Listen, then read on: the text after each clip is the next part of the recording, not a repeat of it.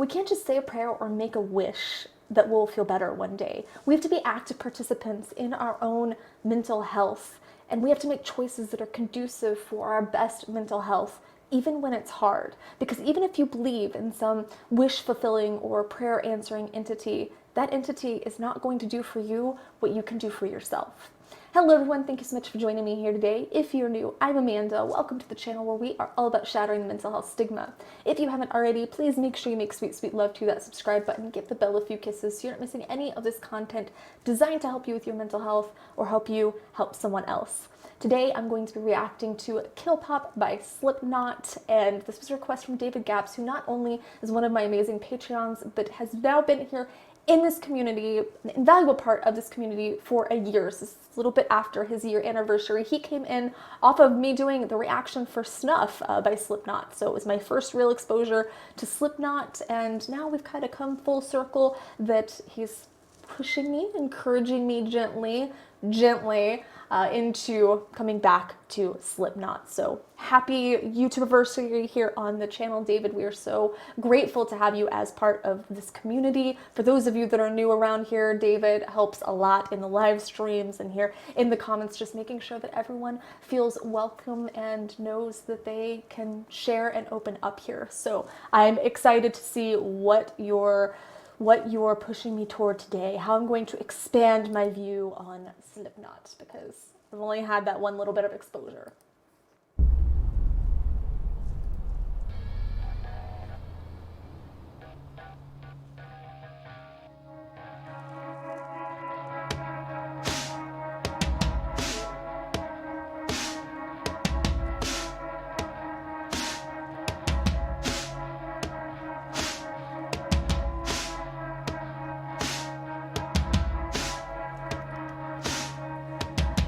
She's sticking needles in her skin. I turn with another grin. Her canvas doesn't leave a lot to fantasy, but her peace of mind can't stay inside the lines. It's so confusing, the methods that she's using. She knows she shouldn't leave a mark that I can see. Will she ever find 1,000,000 of a kind that's cold and lonely? But that's because she told me, lost inside her dirty world, no one hurts this pretty girl but her. Ooh, I like how that ended with that little growl there. That was pretty awesome. But I think that her canvas doesn't leave a lot to fantasy. That, in this case, we're talking about drugs, but that can apply to a lot of other situations as well, from fashion choices to tattoos to self-harm to whatever. It all tells a story, even if someone isn't reading that story correctly, even if they aren't getting the meaning behind our journey or the message behind our journey. It's still telling some kind of a story, even if they're taking it out of context. But she stopped being secretive about her behavior, and this could be because perhaps she stopped caring, or perhaps she's gotten to that point where it's a subconscious cry for help. Help, not attention. That is something that is massively offensive to people who are struggling with their mental health, to be accused and invalidated about just crying for attention. I actually just made a post about that over on my Instagram. It's just so ridiculously disrespectful to accuse people of that, because even if they are trying to get your attention, it's because they need help, and that's something that a lot of people struggle with. But I think that she's isolated herself, probably because her thoughts are somewhere in the neighborhood of, I can do enough damage on my own, I don't need outside attacks. But I also think it's interesting that he's talking about not understanding the methods, and oftentimes we don't. Even if we're struggling with mental health and we look at someone else who's struggling, we might not understand why they make the decisions they do to cope, but that might be their only coping mechanisms or the only life that they know. She's beautiful, a little better than a man deserves. You are not inside. Please tell me she will shine. Maybe I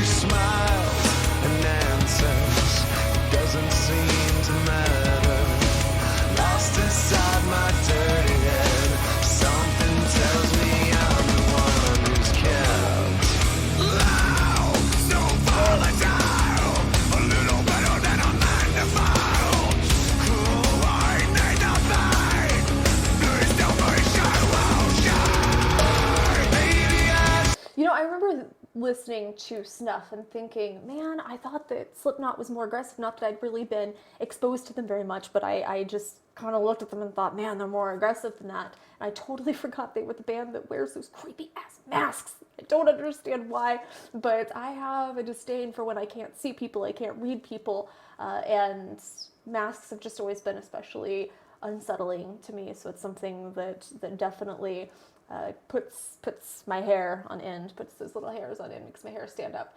But Corey, is it? I think David told me that the lead singer's name is Corey, and I think that he has a very unique voice in the sense that he kind of has that Chester Bennington-like talent, where he can go from reading you love notes that could put Victor Hugo to shame to just aggressively screaming and letting out all of this inner anguish and inner emotion, this pent-up aggression. I think that takes talent. That's something I don't see a lot. I don't see that balance in a lot of music. It's either really pop or really aggressive. So that's why I loved Linkin Park so much, is because it was so balancing. So I think I might have to dive into a little bit of Slipknot off the channel on my own. But it's also interesting because the name of the song, Killpop, just makes me think of, okay, there's this melody, and everything's all gentle, like a pop song, and then they just come in and they stab it and it dies. And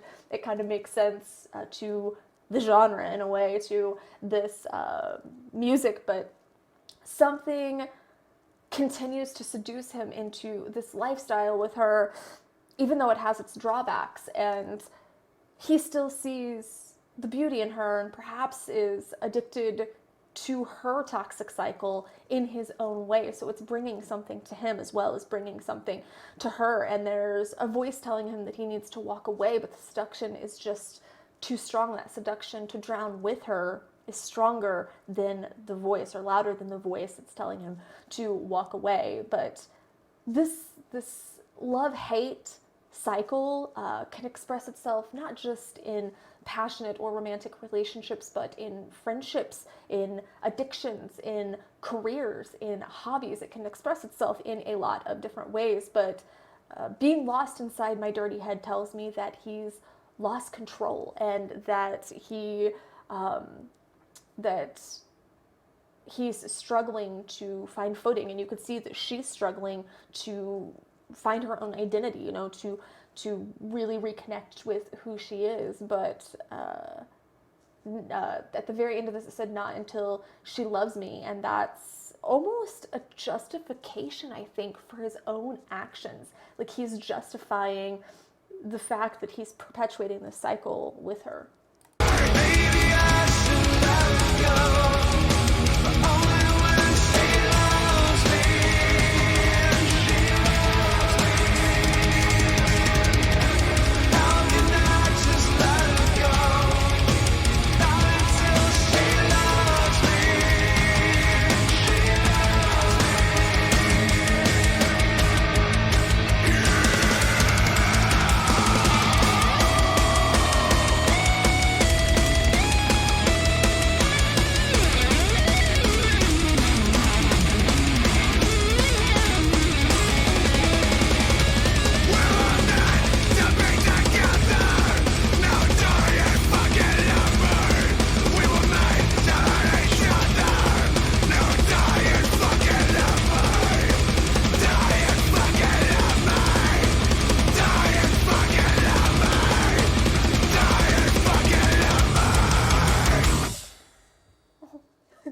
With the little goat.